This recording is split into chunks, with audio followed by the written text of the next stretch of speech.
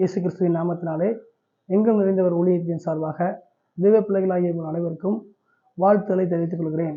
இந்த நாளில் உங்கள் மத்தியிலே ஒரு வசனத்தை நாம் தியானிக்கலாம். ஆதியாகமம் எழுதின புஸ்தகம் 17ஆம் அதிகாரம் 1ஆம் வசனத்தை நாம் மேற்கோளாக பார்க்கலாம். இன்றைக்கு செய்தியுடைய தலைப்பு என்னவென்று சொன்னால், சர்வ வல்லவர் என்கிற தலைப்பிலே நாம் தியானிக்கலாம். சர்வ வல்லவர் என்று சொன்னால் என்ன? சர்வ பிளஸ் வல்லவர். சர்வ என்றால் எல்லாவற்றுக்கும் அப்படின்னு அர்த்தம்.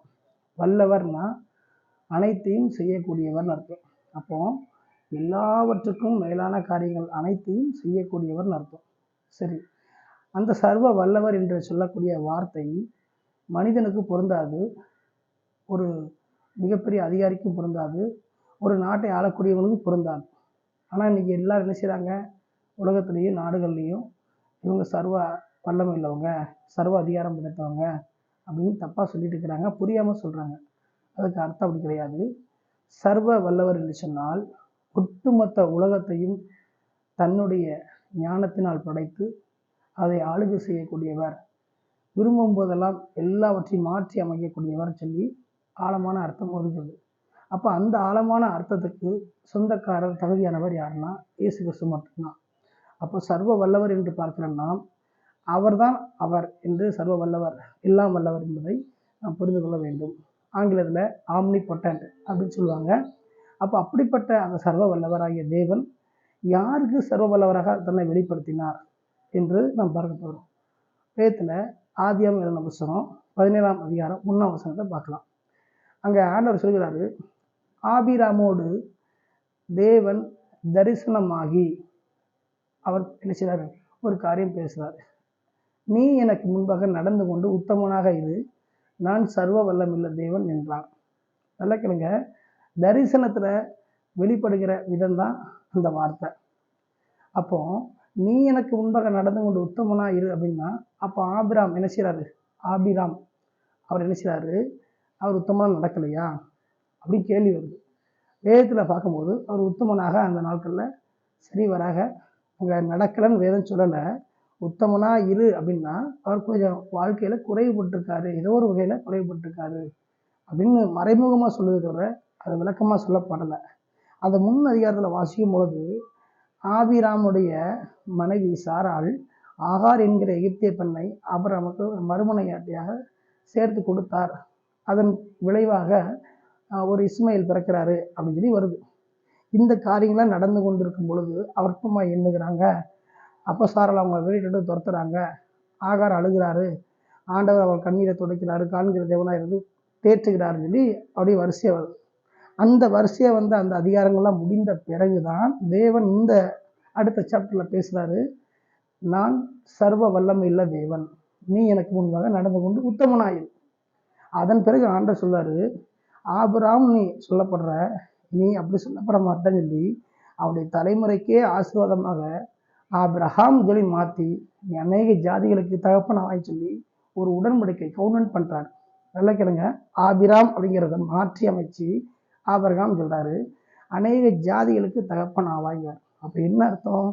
ஆகார் மூலமாய் வந்த அந்த சந்ததியை நான் தெரிந்து கொள்ளவில்லை, இனி உன் மூலமாக சாராளுக்கு வாக்கு தத்தத்தின்படி பிறக்கக்கூடிய பிள்ளையாகிய ஈசாக்கை வச்சு தான் நான் மிகப்பெரிய ஒரு காரியத்தை சந்ததியை ஏற்படுத்துவேன், அதுலேருந்து ராஜாக்கள் தோன்றுவார்கள், அநேக ஜாதிகள் உண்டாவார்கள் சொல்லி உன்னோடு பண்ணின உடன்படிக்கை என்னவென்று சொன்னால் நீ தகப்பன் ஆவாய் அநேகருக்குன்னு சொல்லி ஆபிரகாம் சொல்வார்.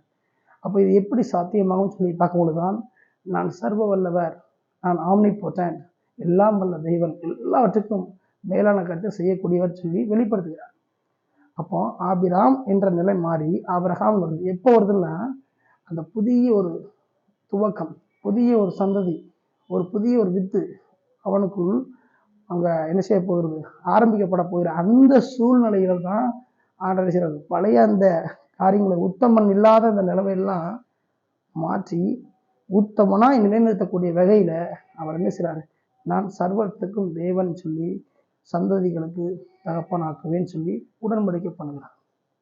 அப்போ சர்வ வல்லவர்னு சொல்லி எப்போ சொல்லுதாருன்னா அவனுடைய குறைவுகள் எல்லாம் மாற்றப்பட்ட பிறகு நான் நிறைவை கொண்டு வருவேன், அதை செய்ய முடியுங்கிறதுக்காகத்தான் சர்வ வல்லவன் சொல்வார். அதை நாம் விளங்கி கொள்ள வேண்டும். அப்போ சர்வ வல்லவராக ஆபிரகாமுக்கு வெளிப்பட்டார் அல்லவா? அவருடைய வாழ்க்கையில குறைவுகளை எல்லாம் மாற்றுவதற்காக ஒரு சேஞ்சஸ் ஏற்படுத்தினார் அல்லவா? அதெல்லாம் அவர் மாற்றமா இருந்து சர்வ வல்லவராக தன்னை வெளிப்படுத்தி காட்டினார் அல்லவா? இன்றைக்கு இதிலிருந்து நாம தெரிந்து கொள்ளக்கூடிய விஷயம் என்னவென்று சொன்னால், அப்படி மாற்றின தேவன் இன்றைக்கு நம்ம வாழ்க்கையில நிறைய குறைவுகள் இருக்கலாம், நிறைய பலவீனங்கள் இருக்கலாம், நிறைய எழும்ப முடியாத சுகவீனங்கள் இருக்கலாம், சொல்ல முடியாத காரியங்கள் இருக்கலாம். இன்றைக்கு ஆபிராம எச்சரிக்கை பண்ணி ஆபிரகாம் மாற்றி நம் சர்வ வல்லவர் சொன்ன தேவன் இன்றைக்கு இதை பார்த்து கொண்டு கேட்டுக்கொண்டிருக்கிற ஒவ்வொரு வாலிப சகோதர சகோதரிகளையும் எல்லா தெய்வ பிள்ளைகளையும் தேவன் என்ன செய்யறார்? ஒரு சேஞ்சஸ் ஏற்படுத்த போறார். உங்கள் வாழ்க்கையில், உங்களுடைய பேரில், உங்கள் ஊழியத்தில், உங்களுடைய எல்லா காரியங்களிலும், படிப்பில், தொழில் சார்ந்த எல்லா விஷயங்களிலும் ஒரு சேஞ்சஸ் ஏற்படுத்தி மாறுதலை அவர் ஏற்படுத்த போகிறேன் என்று வாக்கு பண்ணுகிறார். அதனால தான் நான் எல்லாம் வல்லவர் ஆபிரகாமுக்கு செய்தவர், ஆபிரகாமை ஆபிரகாம் அப்படின்னு சொல்லி மாற்றி செய்தவர், ஆபிரகாமை மாற்றினவர் இன்னைக்கு உங்கள் வாழ்க்கையில் இருக்கிற எல்லா பிழைகளையும் மாற்றி மேலான கருவி செய்ய வல்லவராக இருக்கிறான்னு சொல்லி இன்றைக்கு நம்ம இது வந்து தெரிஞ்சுக்க முடியும். அப்போ தெரிஞ்சிக்கக்கூடிய நாம பார்த்தீங்க அப்படின்னா அதை இன்னொரு விஷயத்தை புரிஞ்சுக்கணும். ஜெயிச்சை மட்டும் மாத்திரதான் இல்லை, ஒரு வாக்கு பண்றாரு. என்ன? அநேக ஜாதிகளுக்கு நீ தகப்பன் ஆவாய். ஒரு ஒப்பந்தம் பண்ணுகிற உடம்படிக்க முடியல. இன்னைக்கு இதை கேட்டு பார்த்து கொண்டிருக்கிற ஒவ்வொருவரும் என் வாழ்க்கையில நான் இந்த விஷயத்துல தவறி போயிருக்கிறேன், அந்த விஷயத்தில் குறைவுபட்டுக்கிறேனே, வெளியே சொல்ல முடியாதபடி நான் சூழல் இருக்கிறேனேன்னு சொல்லி வருத்தப்பட்டு கொண்டு இருக்கலாம். அது ஊழியங்களாக இருக்கலாம், ஊழியக்காரங்க வாழ்க்கையில் இருக்கலாம், அல்லது தொழில் விஷயமா இருக்கலாம், அல்லது கல்வி அடிப்படையில் இருக்கலாம், இல்லை வெளியில பொதுவாக எந்த காரியமாக கூட இருக்கலாம். ஆனால் இன்னைக்கு உங்கள் நிலையை ஆண்டவர் சேஞ்சஸ் பண்ண போகிறார். ஆபிரகாமா மாற்றினவர் உங்கள் வாழ்க்கையை சேஞ்சஸ் பண்ணி சர்வ வல்லவராக உங்களுக்கு வெளிப்பட போகிறார். உங்கள் வாழ்க்கையில், ஊழியத்தில், தொழிலில், தனிப்பட்ட காரியத்தில், குடும்ப காரியங்களில் தேவன் சர்வ வல்லவராக இருந்து வெளிப்பட போகிறேன்னு சொல்லி என்ன செய்றாரு? வாக்கு பண்ணுகிறார். அது மாத்திரமில்ல, அநேக ஜாதிகளுக்கு தகப்பனாவான்னு சொல்லி உடம்படிக்க முடியாது. அப்போ அதுலேருந்து நம்ம என்ன தெரிஞ்சுக்கிறோம்னா, அநேகருக்கு நம்ம ஆசீர்வாதமாக மாற்ற போகிறாங்க. இது வரைக்கும் அநேகருக்கு நம்ம தீமையானவங்களாக தான் இருப்போம், அநேகருக்கு வேண்டாதவங்களா, வெறுப்பினவங்களா, ஒன்றுக்கும் பிரயோஜனம் இல்லாதவங்களா தான் எண்ணப்பட்டு இருப்போம். ஆனால் அதெல்லாம் மாற்றி பிரயோஜனமாக ஒரு தகப்பன் ஸ்தானத்தில் ஆசீர்வதிக்கப்பட்டவனாக நம்ம மாற்றுவேன்னு சொல்லி வாக்கு பண்ணுகிறார். எனவே இதை கேட்டுக்கொண்டிருக்கிற ஒவ்வொரு வாலிப சகோதர சகோதரிகளும், ஒவ்வொரு தெய்வ பிள்ளைகளும், நான் இப்படி இருக்கிறேனே, அப்படி இருக்கிறேனே, நான் குறைபட்டுக்கிறேனே, நான் முன்னேற்றம் இல்லாமல் இருக்கிறேனே, வாழ்க்கை அப்படியே போயிட்டு இருக்கிறேன், என்ன செய்யணும் தெரியலன்னு பரிதவிச்சுட்டு இருக்கீங்களா?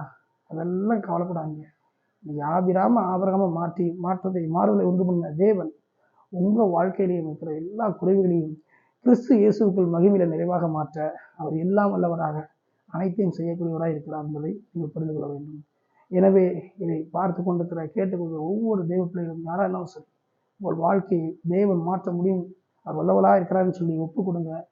தேவன் பலத்த காரியம் செய்வார். தொடர்ந்து இந்த வார்த்தையை கேட்டு அவருடைய அந்த மாற்றத்துக்குள்ளாக உங்களை ஒப்பு கொடுத்து நீங்கள் சர்வ வல்லவருடைய அந்த எல்லாம் வல்லமையை நீங்கள் அறிந்து புரிந்து கொண்டு வாழ்க்கையில நெருங்கி ஜீவிக்க வேண்டும் என்று சொல்லி எங்கும் நிறைந்த ஊழியம் உங்களை வாழ்த்து வருது. ஆமென்.